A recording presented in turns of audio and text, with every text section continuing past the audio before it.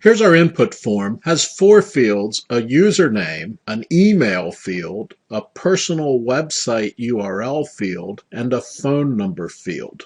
This is the HTML that generates that input form. On line 7, you'll notice that the action associated with this form is to call the login validation.php file and pass the data via the post method. On line 18, I include the login validation.php file. How are we going to validate this data? We've written a class called validator, and the class will validate 4 different types of input. On line 2 through 5, I've defined constants, application constants, for the 4 types of input that this class can validate: alphanumeric, email, URL, and phone numbers. Within the class on line 9, I've created an associative array named types that stores the value of the types of data that the class can validate. On line 10, I have a variable error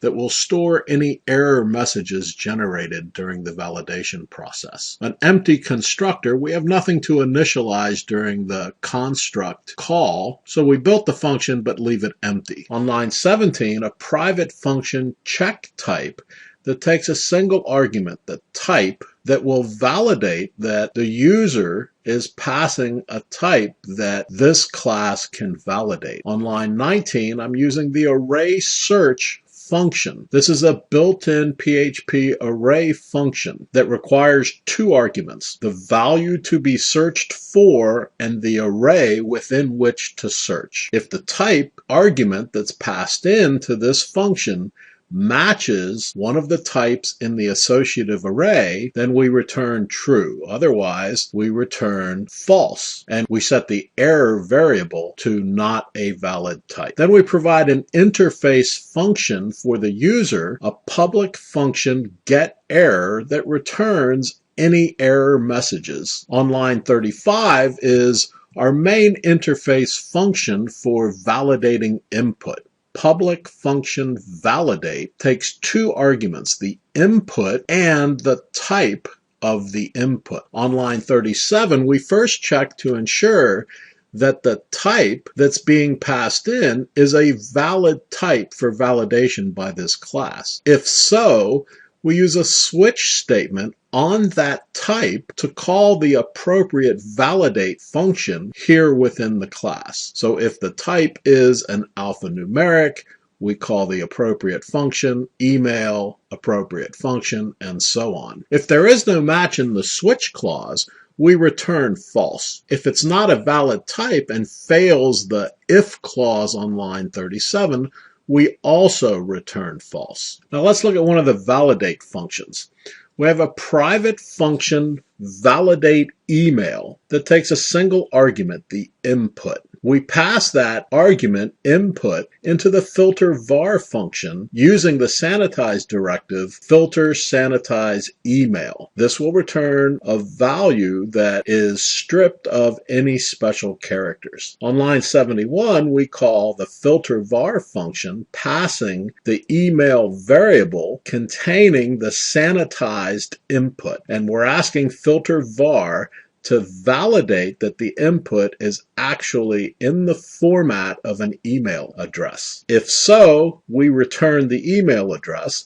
If not, we set the class error variable with a message and we return false. It's the same structure for the other validate type functions. All of the validate functions are private so that as the class designer, we can manage the interface with the user. The user's interface is a single call to the validate function, passing the input and the type. We, within our class, have designed the mechanism for validating that data and type that's passed in by the user. This also makes the design very flexible in that we can add data types without changing the interface of the class. Again, a very important point when designing a class is that once the interface is public and is being used by other developers, we cannot change it without risking breaking applications. We can always augment the functionality,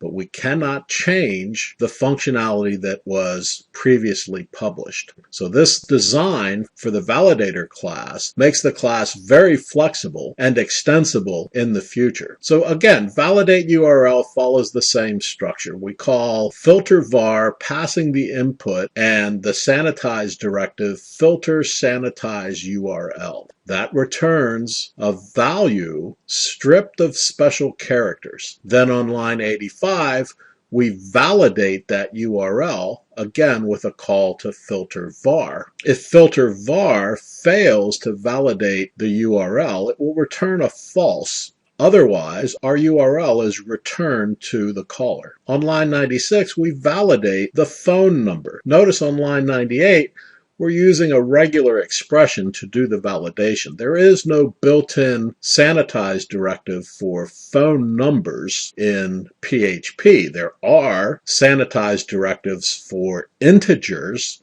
for floats, but not for a phone number. So we have to create a regular expression and call the regular expression match function pregmatch, passing the regular expression and the input value. If there is a match, we'll return the input value because it is a valid phone number. Otherwise, we're going to set the class error variable and return false. Line 109 is a private function to validate alpha numeric or string values. The input value is passed to filter var with a sanitize directive filter sanitize string.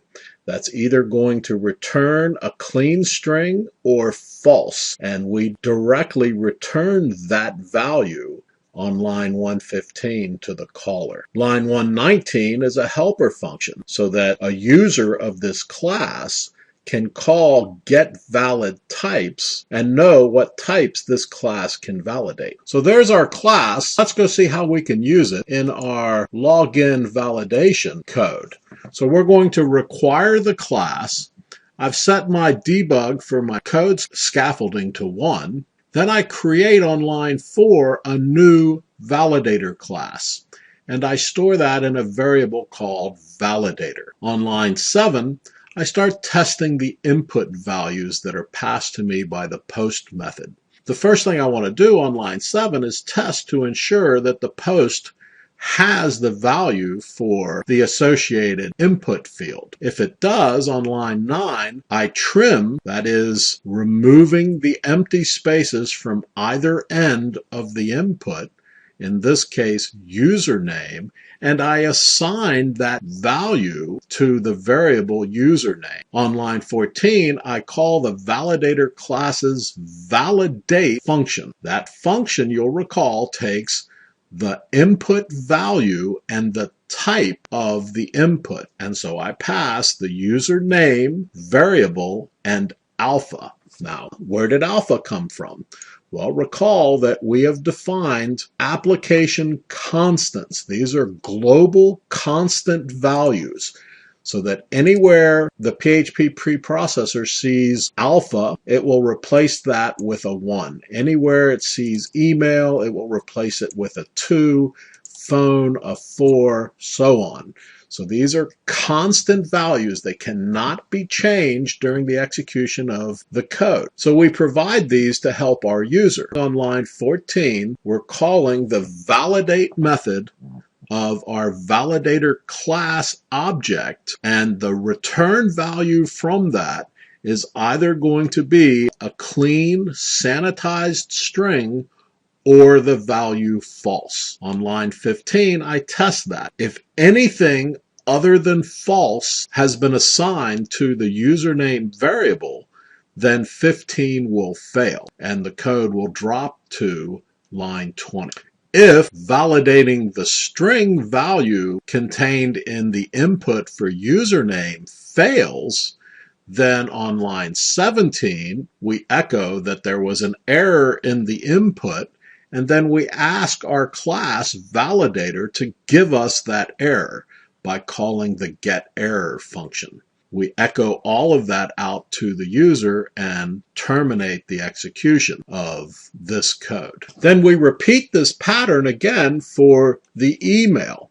So you see that in the design of our class, we've created a very simple interface for the user to validate inputs. The only functions within the class that the user must be familiar with are the validate function and the get error function. We manage the complexity within the class by managing which validate function to call based on the input type that is passed to the validate function. Again, we repeat this pattern for the email, we repeat the pattern for the URL field, and we repeat the pattern for the phone field. Let's try this out in our browser. We'll put a username. We will give it a bad email account and see if our validator will trap it. And our validator did what it was supposed to do. It checked the username, and the username was clean, and the validator reported that. So in the output, we see some debug information in the first 3 lines. Then the error message that a bad email was passed in during the validation process of the form data. The application developer then would react to the error message by reposting the form with a message to the user to correct the error. So why is this important? Again, security. Even if on the client side using the HTML5 type validators, whether there's JavaScript validators, we on the server side must validate input to protect the server, to protect the database, to protect our application. By using a comprehensive solution like building your own class that provides an easy-to-use validation interface, we can ensure that our application is protected from the most common types of attacks against websites. Once again, it's your turn. In this exercise, we'd like you to enhance the movie class that was created in exercise 9. Specifically, we want to include user input validation and cleansing from the data provided by the user from the form. There may be a benefit in creating a reusable validation class to validate this input. Test the validation by trying to enter the input shown here on the screen. If you're properly validating the input, then your code should prevent this injection attack.